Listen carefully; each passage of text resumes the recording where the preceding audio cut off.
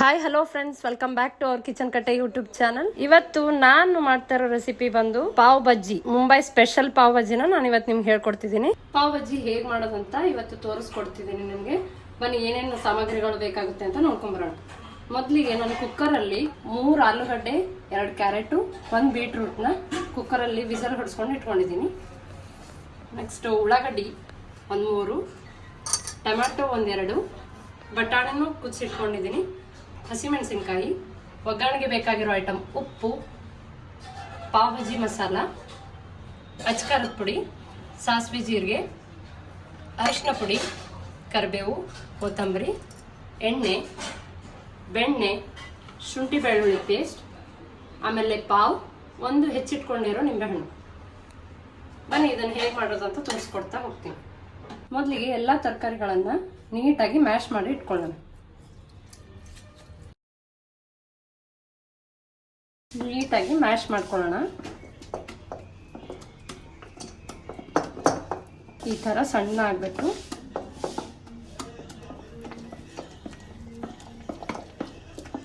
ಬಟಾಣಿನೂ ಕೂಡ ಈ ಥರ ಸ್ವಲ್ಪ ಮ್ಯಾಶ್ ಮಾಡ್ಕೊಳ್ಳೋಣ. ಬೇಕಿದ್ರೆ ನೀವು ಮಿಕ್ಸಿಯಲ್ಲಿ ಕೂಡ ಹಾಕೋಬೋದು. ಈಗ ಈ ಮಿಕ್ಸ್ಚರನ್ನು ನೀವು ಮ್ಯಾಶ್ ಮಾಡ್ಕೊಂಡಿರ್ತಕ್ಕಂಥ ವೆಜಿಟೇಬಲ್ಸ್ ಒಳಗೆ ಮಿಕ್ಸ್ ಮಾಡಿಬಿಡೋಣ.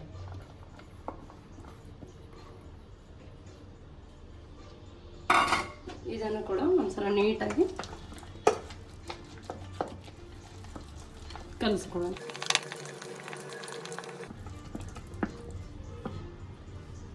ಬನ್ನಿ, ಇವಾಗ ಒಗ್ಗರಣೆಗೆ ಬಾಣಲೆ ಇಡೋಣ.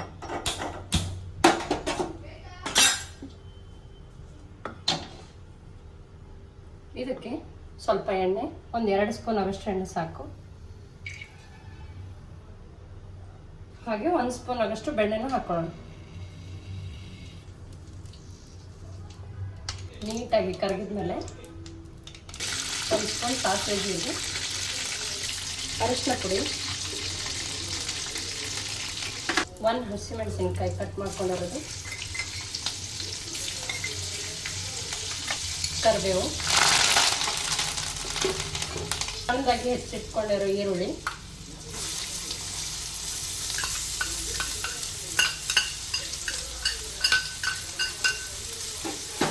ನೀಟಾಗಿ ಇದನ್ನು ಗೋಲ್ಡನ್ ಕಲರ್ ಬರೋವರೆಗೂ ನೀಟಾಗಿ ಹುರ್ಕೊಳ್ಬೇಕು. ಇದಕ್ಕೆ 1 ಕಪ್ ಟೊಮ್ಯಾಟೊನ ಹಾಕೊಂಡ್ಬಿಡೋಣ.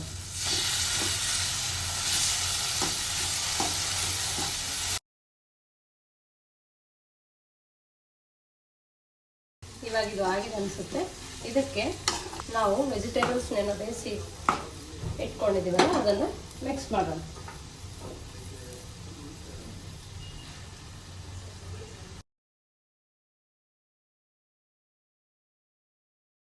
ಬೇಯಿಸಿರೋ ತರಕಾರಿಗಳನ್ನು ಮಿಕ್ಸ್ ಮಾಡ್ಕೊಂಡ್ಮೇಲೆ ನೀಟಾಗಿ ಕಲಿಸ್ಕೋಬೇಕು.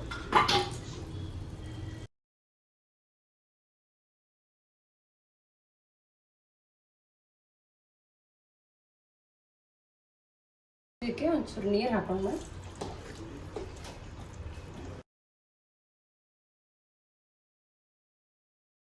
ಈ ಥರ ಮಿಕ್ಸ್ ಮಾಡಿ ಇಟ್ಕೊಂಡ್ಮೇಲೆ ಇದಕ್ಕೆ ಉಪ್ಪು, ಖಾರ ಹಾಕೋಣ. ಉಪ್ಪು ಎಷ್ಟು ರುಚಿಗೆ ಬೇಕಾದಷ್ಟು ಉಪ್ಪು, ಅಚ್ಚ ಖಾರದ ಪುಡಿ ಹಾಕೊಳ್ಳೋಣ, ಪಾವ್ ಭಾಜಿ ಮಸಾಲ,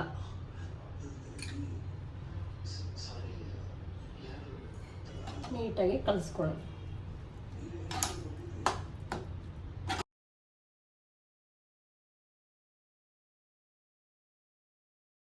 ಇದನ್ನು ಒಂದು 10 ಮಿನಿಟ್ಸ್ವರೆಗೂ ನೀಟಾಗಿ ಕುದಿಸ್ಕೋಬೇಕು. ಹೆಚ್ಚಿಟ್ಕೊಂಡಿರೋಂಥ ಶುಂಠಿನ ಸೇರಿಸ್ಕೊಳ್ಳೋಣ.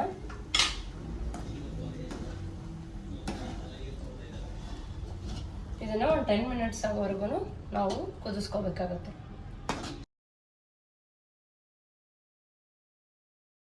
ತವಾ ಇಟ್ಕೊಳ್ಳೋಣ ಈ ಕಡೆ.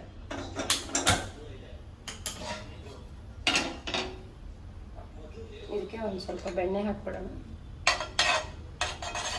ಸಣ್ಣ ಇಟ್ಕೊಳ್ಳಿ.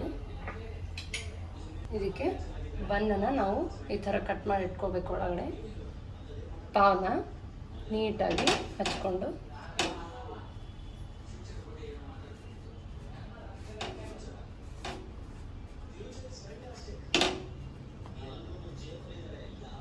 ಇದನ್ನು ಬೇಯಿಸ್ಕೋಬೇಕಾಗುತ್ತೆ. ಒಂದು ಸ್ವಲ್ಪ ಮೇಲೇನು ಬೆಣ್ಣೆ ಹಚ್ಕೊಂಡ್ಬಿಡೋಣ.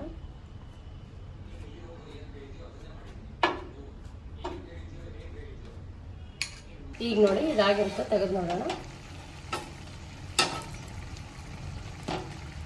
ನೋಡಿ ಇದಾಗಿದೆ.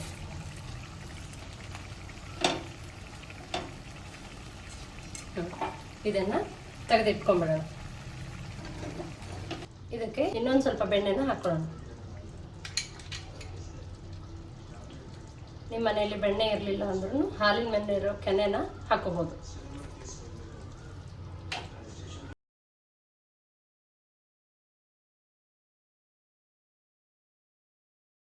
ಇವಾಗ ಇದು ಆಗಿದೆ, ಬೌಲಿಗೆ ಸಾರು ಮಾಡ್ಕೊಂಬಿಡೋಣ. ಸ್ಪೆಷಲ್ ಪಾವ್ ಬಜ್ಜಿ ರೆಡಿ. ಇದಕ್ಕೆ ಕೊತ್ತಂಬರಿನ ನೀಟಾಗಿ ಕೊತ್ತಂಬರಿನ ಉದುರಿಸ್ಕೊಂಡ್ಬಿಡೋಣ.